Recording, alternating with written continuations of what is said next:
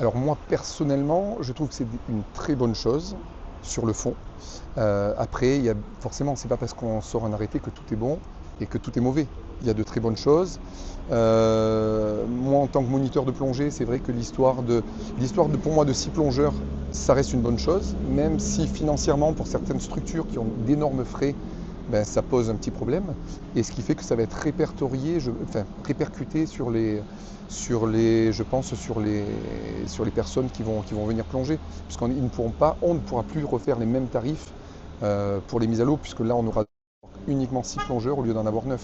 C'est juste ça la différence. Mais par contre, pour l'approche des cétacés, c'est une meilleure chose. C'est évident qu'il y aura un manque à gagner. Entre 6 personnes à l'eau et 9 personnes à l'eau, il y aura forcément un manque à gagner. Il n'y a pas que cette mesure-là. On va avoir la mesure du nombre de personnes. Et pareil, en termes de quiétude.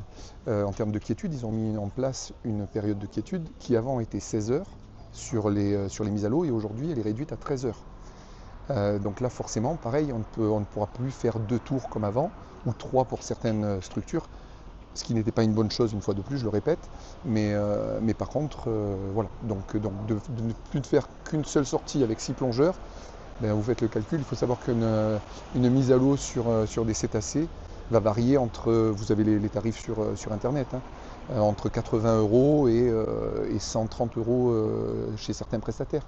Sauf que là, ben, entre 6 plongeurs que vous allez pouvoir faire sur une journée et avant que vous pouviez faire 18 plongeurs, je vous laisse faire le calcul pour la paire.